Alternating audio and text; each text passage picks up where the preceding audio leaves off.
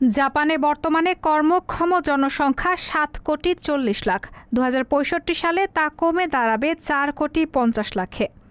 সাম্প্রতিক প্রকাশিত এক সরকারি শ্বেতপত্রে অতিরিক্ত পরিশ্রমের কারণে মৃত্যু বিষয়টি উঠে এসেছে। সেখানে বলা হয়েছে, এ কারণে জাপানে বছরে অন্তত 54টি প্রাণহানি ঘটেছে, এর মধ্যে হার্ট অ্যাটাকও আছে। তাছাড়া জাপানে উদ্বেগজনক হারে বাড়ছে শ্রম সংকট, যে কারণে কর্মীদের 3 দিন ছুটি দিয়ে 4 দিনের কর্মসপ্তাহ চালুর কথা ভাবছে সরকার। অবশ্য 2020 সাল থেকেই দেশটির এসএমবিসি নিক্কো সিকিউরিটিস ইনক কর্মীদের সপ্তাহে 3 দিন ছুটি দেওয়া শুরু করে। 3 দিনের ছুটি মডেলের উদ্যোক্তারা বলছেন, এটি শিশু লালন পালন করা, বয়স্ক আত্মীয়দের যত্ন নেওয়া, পেনশনে থাকা অবসরপ্রাপ্ত ব্যক্তিদেরও আরও বেশি দিন কর্মশক্তিতে থাকার জন্য নমনীয়তা বা অতিরিক্ত আয়ের সন্ধানে থাকা ব্যক্তিদের উৎসাহিত করবে। ব্যাংকিং প্রতিষ্ঠান মিজহো ফিনান্সিয়াল গ্রুপ 3 দিনের সময়সূচির বিকল্প প্রস্তাব করে। এরপর সরকারিভাবে প্রথমবারের মতো 2021 সালে জাপানে 4 দিনের কর্মসপ্তাহের প্রস্তাব করা হয়। সে সময় আইন প্রণেতারা ধারণাটিকে সমর্থন জানিয়েছিলেন, কিন্তু পরে ধারণা বাস্তবায়নের গতি ধীর হয়।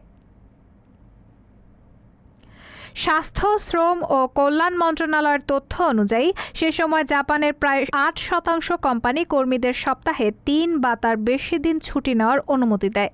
তবে 7% কোম্পানি তাদের কর্মীদের আইনত বাধ্যতামূলকভাবে 1 দিন ছুটি দেয়। বর্তমানে জাপান সরকার ছোট ও মাঝারি আকারের ব্যবসার মধ্যে আরও বেশি ক্রেতা তৈরির আশায় কাজের স্টাইল সংস্কার প্রচারাভিযান চালু করেছে। এতে ওভারটাইম সীমা এবং সবেতন বার্ষিক ছুটিসহ কম ঘন্টা কাজ এবং অন্যান্য নমনীয় ব্যবস্থাকে প্রচার করছে, যার নাম দেওয়া হয়েছে হাতারাকি কাতা কাইকাকু। বাংলা অর্থ হচ্ছে, আমরা কিভাবে কাজ করি তা উদ্ভাবন করব।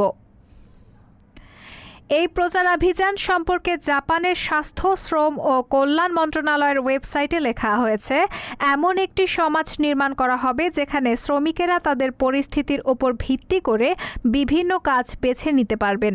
কর্মীদের ভবিষ্যৎ যেন আরও ভালো হতে পারে, সেজন্য প্রবৃদ্ধি ও বন্টনের একটি পূর্ণ চক্র তৈরি করতে হবে। জাপানে ইতোমধ্যে fast retailing company Uniqlo, Theory, J brand ও অন্যান্য পোশাক ব্র্যান্ডের মালিক, pharmaceutical company Shionogi and company এবং ইলেকট্রনিক্স কোম্পানি রিকো কোম্পানি ও হিটাচি সাম্প্রতিক বছরগুলোতে 4 দিনের কর্মসপ্তাহের প্রস্তাব দিতে শুরু করেছে। রায়হানা মুন, সবার কথা।